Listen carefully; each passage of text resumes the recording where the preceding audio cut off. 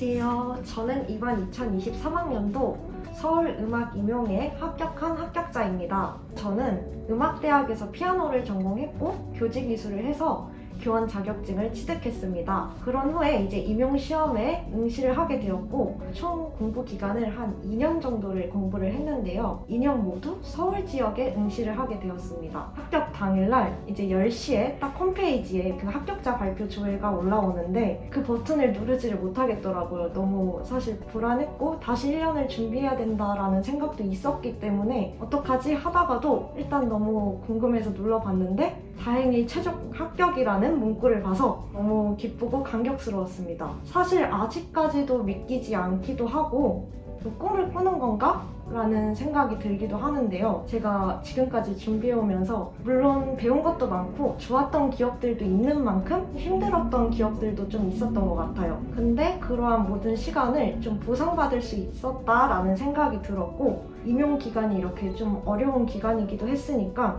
이 기간을 다시는 겪지 않아도 된다라는 생각에 좀 행복했습니다. 무엇보다도 합격하신 선생님들의 합격 영상이나 합격 수기를 보면서 부럽기도 했고 내가 저렇게 될 수 있을까? 저런 선생님들처럼 합격할 수 있을까? 라는 생각이 들었었는데 지금 제가 합격해서 이 자리에 설 수 있어서 너무 기쁘고 감사한 마음입니다.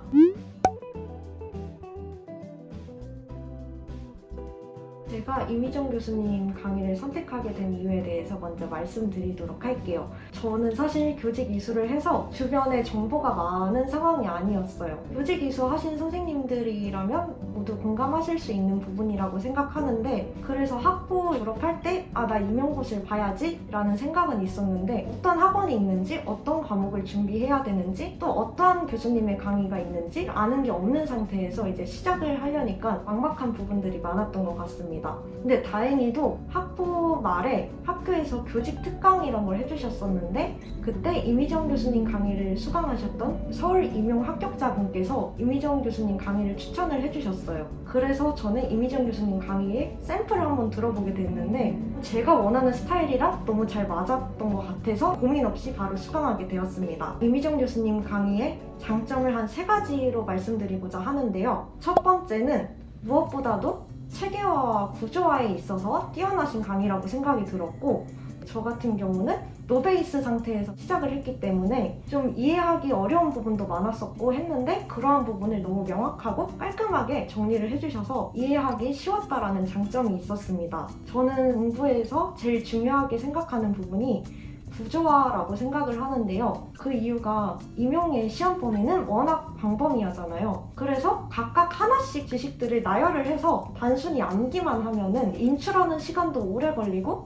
장기적으로 기억하는 데 있어서도 너무 힘들더라고요.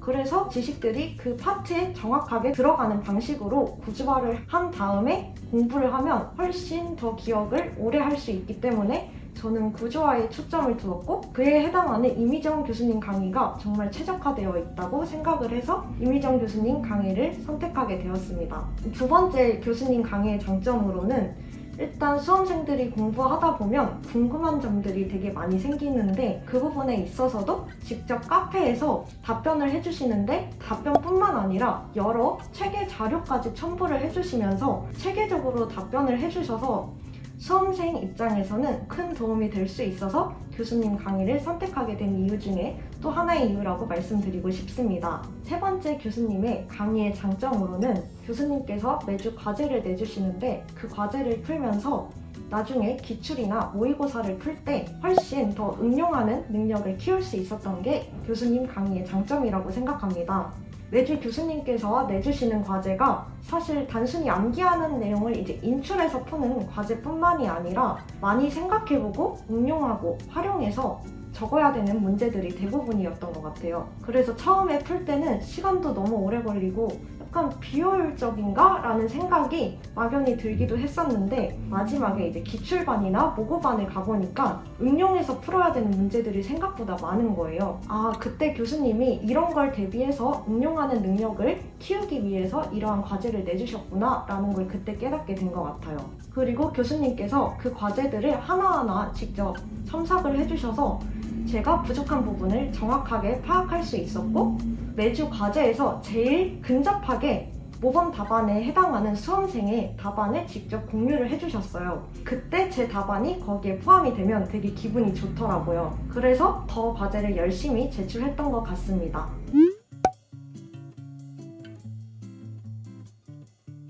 학습 방법이 다른 분들과 다르게 특출나거나 아니면 막 거창하고 이런 학습 방법은 아니어서, 그리고 또 무조건 옳은 방법이라고만 말씀드리기는 좀 그럴 수도 있는데, 그럼에도 제가 지금까지 공부해왔던 방법을 말씀드리고자 합니다. 저는 먼저 이 월별로 계획을 세워서 1년의 흐름을 파악을 했습니다. 그러고 이렇게 월별로 세운 계획을 달성할 수 있도록 하루하루 계획을 플래너에 세우고 그 계획을 지키는 방식으로 공부를 해왔습니다.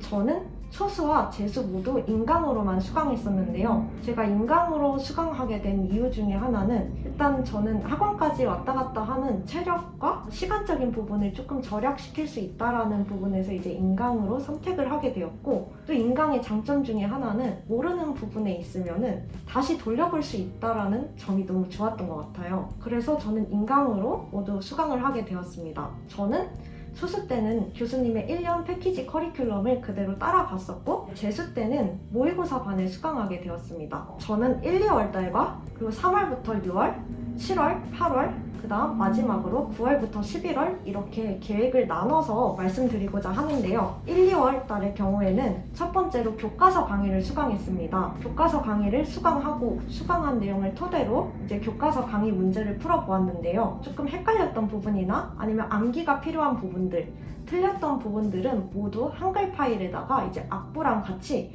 첨부해서 프린트하고 지속적으로 암기를 했었습니다. 그리고 1, 2월 달에는 초수 때 수강한 강의의 유인물 자료와 강의 때 필기한 내용들을 모두 가지고 있어서 이 파트를 한번 다시 살펴보고 개론서들도 같이 읽어보면서 강의 교재에 필요한 내용들을 조금 추가해서 단권화하는 작업을 시작했습니다. 특히 음교론 같은 데에서 보면은 저는 미학 파트가 조금 어려웠었는데요. 리머와 엘리엇이 나오는데 이분들의 주장이 어떠한 주장인지도 조금 모호했었고 잘 와닿지 않는 부분들이 조금 많았던 것 같아요. 그래서 음악교육학 총론이나 기초와 같은 개론서를 읽으면서 이분들이 어떠한 이유에서 이러한 주장을 했고 어떠한 배경에서 주장을 했는지 좀 이해가 될 수 있어서 이러한 부분들에 있어서는 개론서를 읽으면서 좀 파악을 했던 것이 도움이 되었었던 것 같습니다. 그리고 저는 1, 2월 달에 화성학도 공부를 했었는데요. 초수 때 이제 강의를 수강했었기 때문에 김남주 교수님의 강의를 토대로 화성학의 경우는 하루에 좀 한 30분 정도 시간을 정해놓고 풀었고, 이때 악전 파트와 형식론도 함께 공부를 했습니다. 마지막으로 1, 2월 달에는 교육과정을 암기를 했었는데요. 이제 많은 합격자분들 영상을 보면 또 교육과정을 노래에 붙여서 암기하시는 분들이 많으신데, 사실 저는 그렇게까지는 하지는 못하고 그냥 줄글로 외우고 대신에 외운 내용을 매일 백지에다가 손으로 써보면서 인출하는 작업을 했습니다. 다음으로 3월부터 6월까지의 저의 학습 방법에 대해서 말씀드리고자 하는데요. 이때부터 본격적인 암기를 시작했던 시기였습니다. 먼저 첫 번째로 저는 단권화 해놓은 강의 교재를 하루마다 파트를 정해서 암기를 했습니다. 서양음악사의 경우는 시대별로 2, 3일 정도 분량을 나누어서 암기를 했었는데요. 이렇게 암기를 한 내용을 토대로 백지에다가 매일매일 손으로 한번 인출을 해보고, 인출이 되지 않는 부분은 형광펜으로 직접 강의 교재에 표시해놓고 그 부분을 이제 토대로 조금 더 집중해서 외웠던 것 같습니다. 두 번째로 악보를 그냥 외우기는 좀 어렵다라는 생각이 들어서 서양 악보와 국악 악보가 있는 강의 교재에서 배웠던 내용의 시기별 특징들이 있잖아요. 그래서 그러한 시기별 특징과 해당하는 악보에서 나타나는 특징을 매치를 하는 방법으로 악보들을 특징 위주로 살펴보면서 암기를 했습니다. 세 번째로는 3월부터 6월에 악기론과 대입법, 주율법을 모두 확인을 했었는데요. 악기론의 경우에는 국악기 같은 경우 검은고나 가야금 이런 악기는 조율법이나 악기의 구음 혹은 악기의 구조 등과 같은 내용을 조금 중점을 두고 암기를 했었고, 서양 악기의 경우에는 현악기 같은 경우 현악기의 주법 혹은 이조 악기의 경우에는 이조 악기의 실음, 그러한 내용을 토대로 조금 확인을 했었습니다. 또 대입법은 지금까지 안 나온 적이 조금 많긴 했었지만 그래도 혹시 모른다는 생각에 16세기, 18세기 대입법을 모두 확인을 했었는데요. 16세기는 이제 초시 때 이미정 교수님 강의에서 들었던 내용을 토대로 공부를 하면서 그때 매주 1종, 2종 이러한 다양한 대입법의 과제를 이제 주셨는데 그걸 매주 제출을 했었어요. 그래서 그 제출한 용지를 다시 받아가지고 확인을 하면서 그와 더불어서 함께 공부를 했었습니다. 7월부터 8월에 저의 공부 방법에 대해서 말씀드리고자 합니다. 첫 번째로 저는 이 시기에는 기출을 2번씩 풀어보았는데요. 초수 때는 영역별로만 풀어보았고 재수 때는 영역별로 뿐만이 아니라 연도별로 직접 프린트해서 한 2번 정도 풀어보았습니다. 영역별로 풀어볼 때는 내가 부족한 부분이 어떤 부분이구나 라는 점을 파악할 수 있었는데요. 근데 반면에 또 연도별로 풀어봤을 때는 분명 아는 문제인데도 불구하고 어려운 문항들이 많으니까 제가 생각보다 아는 문제에도 많이 실수를 하는 거예요. 그래서 이러한 부분을 좀 줄여야겠다. 어려운 문제가 나와도 당황하지 않고 아는 부분에 있어서는 최대한 실수를 줄이자라는 연습을 했었던 것 같습니다. 또 이 시기에 기출을 풀면서 시간을 재놓고 시간 안에 기출을 푸는 연습이랑 직접 답안지를 작성하면서 어느 정도 분량을 적어야 하는지, 어떤 키워드가 들어가야 이 정도 분량을 채울 수 있는지 등을 확인하는 시기가 되었습니다. 마지막으로 기출을 이렇게 풀어봤을 때는 틀렸던 부분들이 있잖아요. 이러한 틀린 부분들을 모두 강의 교재에다가 단권화시키는 작업을 했습니다. 두 번째로는 강의 교재를 또 똑같이 이제 회독을 계속 했는데요. 대신에 이때는 3월부터 6월에 회독하는 속도보다는 조금 더 빠르고 횟수도 더 많이 늘려갔던 시기였습니다. 마지막으로 7월부터 8월에는 이제 화성학 3단계 강의를 수강을 했었는데요. 이때 김남주 교수님께서 제공해주신 강의 자료를 여러 번 풀어보고 연조분이나 조성음악의 화성진행과 같이 다양한 개론서도 함께 참고를 해서 풀어보면서 틀렸던 부분들을 확인하고 그 부분들만 따로 프린트해서 모아서 다시 풀어보았습니다.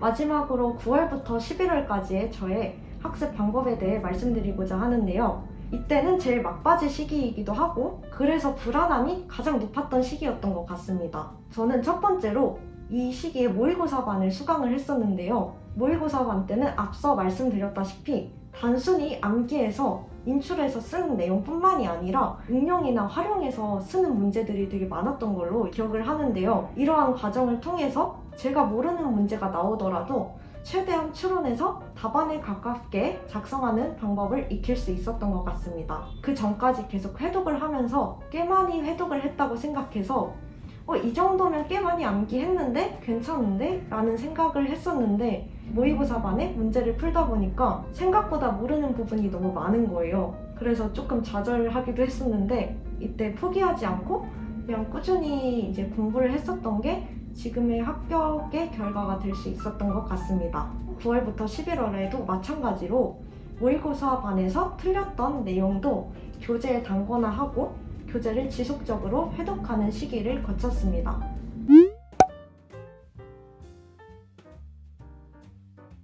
서울의 실기는 시창, 청음, 국악, 가창, 그리고 피아노를 이제 치면서 노래하는 범주 범창으로 이렇게 있는데요. 서울이 실기가 좀 많은 지역이다 보니까 저도 준비하는데 꽤 많은 시간이 걸렸었던 것 같습니다.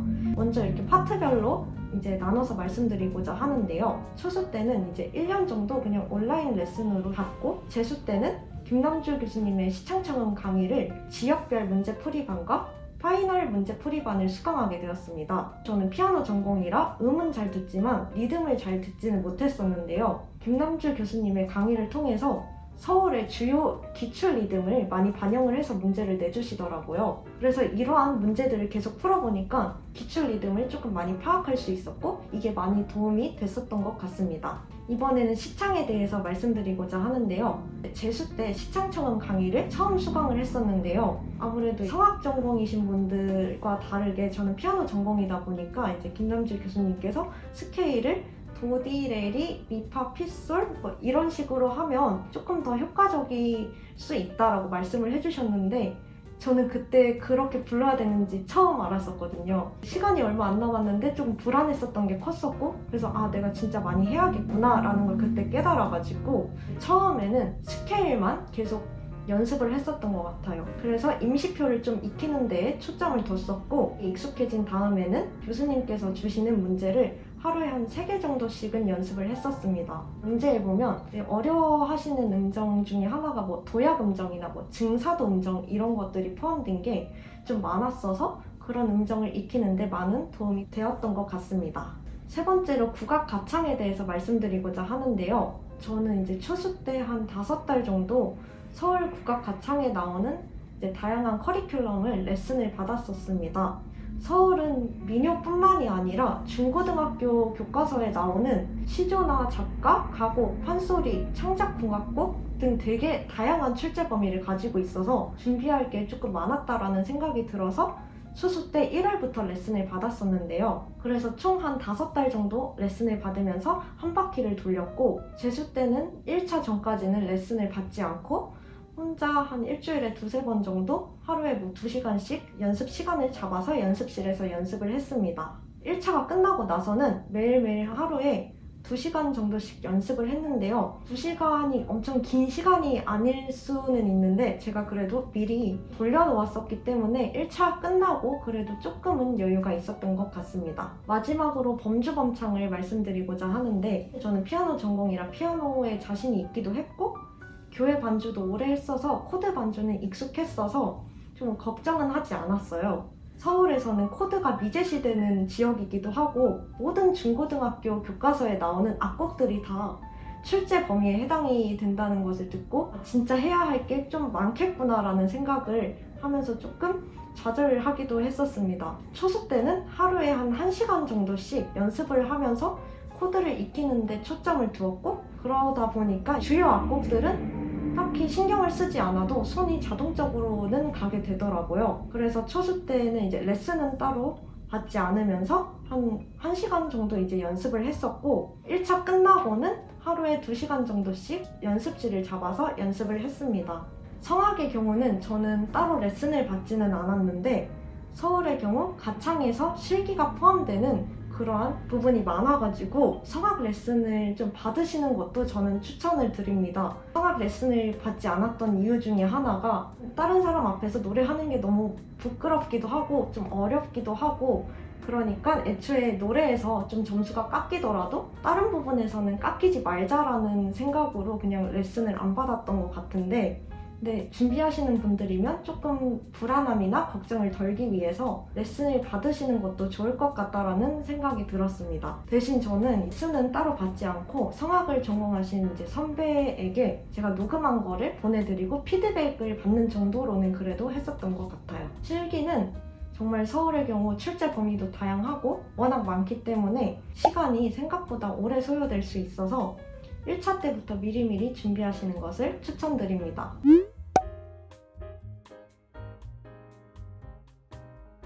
이번에는 수업 실현 준비 방법에 대해서 말씀드리고자 하는데요. 교생도 코로나 때 나가서 한 달이 아니라 2주만 교생을 하기도 했었고 학생들이 격주로 등교했던 시기여가지고 학생들이 없기도 했고 그래서 수업을 해본 경험이 없었어요. 그래서 온라인으로 수업 영상을 만들어서 제출하는 방식으로 교생이 끝났었고 그리고 많은 교직 이수하신 분들은 공감을 하실 수 있겠지만 학부 때 뭐 전공이나 교양 강의에서 발표는 많이 했어도 수업 실현을 해볼 기회는 사실 별로 많지 않아가지고 수업 실현에 대한 부담감과 걱정이 매우 높았던 것 같습니다. 수업 실현의 경우 저는 1차 끝나자마자 이미정 김남주 교수님의 2차 수업 실현 강의를 수강을 했었는데요. 이때 지도안을 작성하는 방법을 좀 많이 배울 수 있었고 직접 지도안을 작성을 해가지고 제출을 했었는데 교수님께서 직접 꼼꼼하게 피드백을 해주셔가지고 많이 도움이 되었습니다. 1차 끝나고 1차 발표 나기 전까지 약 한 달 정도의 시간이 있는데요. 이때 스터디를 꾸려서 4명이서 한 일주일에 2번 정도 스터디를 진행을 했습니다. 같은 음악 교과이지만 타 지역 분들도 섞여서 스터디를 했었는데요. 지도안을 쓰지 않는 비지도안 지역의 선생님들과 함께 스터디를 했기 때문에 처음에 한 2주 정도는 저 같은 경우는 지도안을 서울은 써야 되기 때문에 집에서 써오고 선생님들과 만나서는 이제 준비해온 내용을 토대로 수업 실험만 진행을 했었습니다. 마지막 2주는 약간 불안했어가지고 지도안을 쓰시는 지역에 선생님이 한 분 더 계셔가지고 그 선생님과 제가 먼저 1시간 일찍 만나서 지도안을 시간을 재보고 작성을 하고 이것을 토대로 수업 실현을 하는 연습을 해보았는데요. 이때 처음 지도안을 시간을 재서 작성을 해보는 경험이 처음이었고 준비해온 내용이 아닌 그때 지도안을 작성한 내용을 토대로 수업 실현을 한다는 것 자체가 좀 멘탈이 많이 나갔었던 것 같아요. 지도안을 쓰는 것조차 일단 시간 안에 쓰는 게 너무 큰 부담이었는데 수업 실현은 더더욱 걱정이 크고 다른 사람 앞에서 말하는 것에 있어서도 조금 떨리는 부분도 있고 이래가지고 좀 걱정이 있었는데 다행히 이때 스터디원 분들께서도 많은 피드백을 해주셨고 녹화한 것을 보면서 부족한 부분이나 습관적으로 나오는 좋지 않은 부분들을 개선하는 데 많은 도움을 받을 수 있었던 것 같습니다. 그리고 1차 전에 또 이미정 교수님과 김난주 교수님께서 직접 수업 실현이랑 지도안을 피드백을 해주셨는데요. 제가 그래도 스터디를 하면서 조금 괜찮아졌다라고 생각했는데도 불구하고 많이 부족하다라는 것을 그때 깨닫게 되었습니다. 그때 들었던 피드백 중에 하나가 전체적으로 완전히 다시 생각을 해보셔야 될 것 같아요 라는 피드백을 들었었는데 충격적이면서도 더 열심히 준비하게 된 자극제가 될 수 있어서 저는 그 피드백이 지금의 합격을 하는데 많은 도움이 되지 않았나? 라는 생각이 듭니다. 이렇게 이제 1차 발표가 나고 나서 1차 합격하신 수험생분들을 모아가지고 교수님께서 직접 대면으로 수업 실현과 지도안의 피드백을 해주셨어요.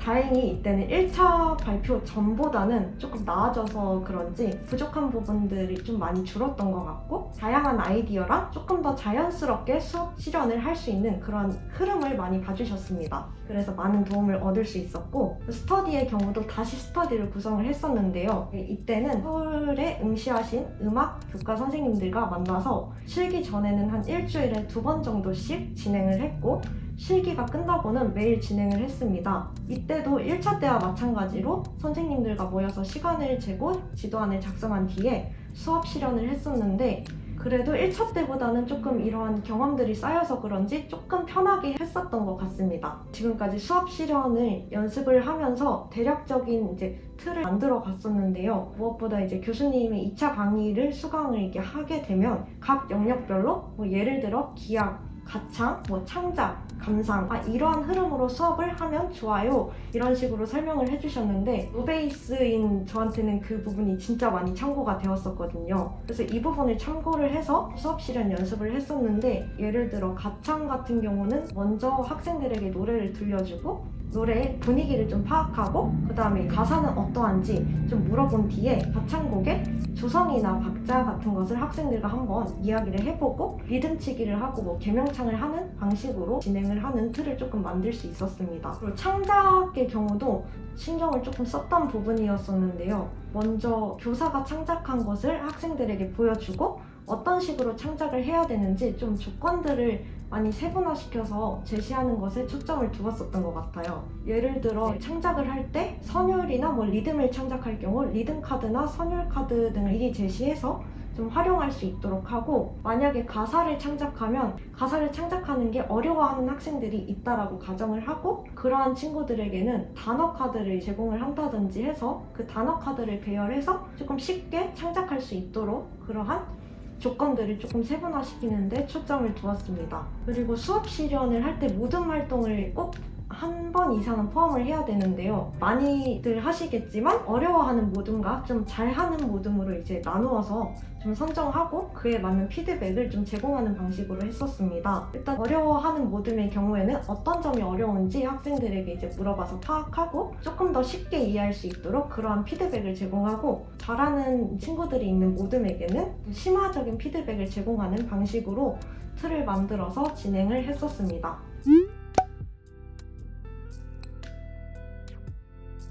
서브노트는 작성하지 않고 단권화하는 방식으로 공부를 했었는데요. 사실 학부 때도 서브노트를 작성해 본 기억이 없어서 뭔가 서브노트를 작성하는데 일단 걱정이 있었고 중요한 내용을 내가 빠뜨리면 어쩌지?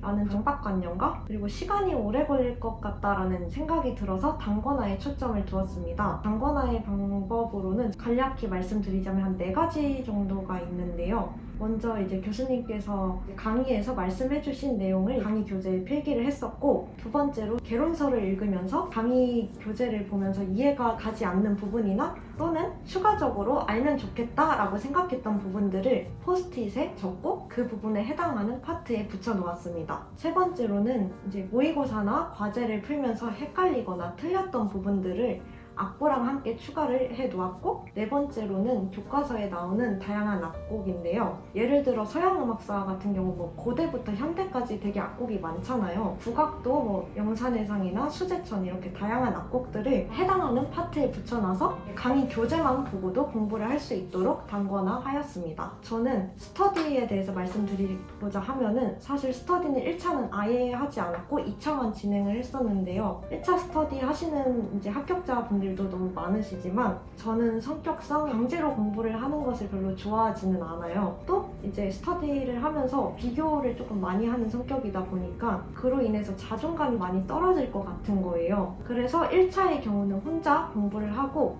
대신에 모르는 부분이 생기면 교수님 카페에다가 질문하고 답변을 받는 방법으로 공부를 했습니다.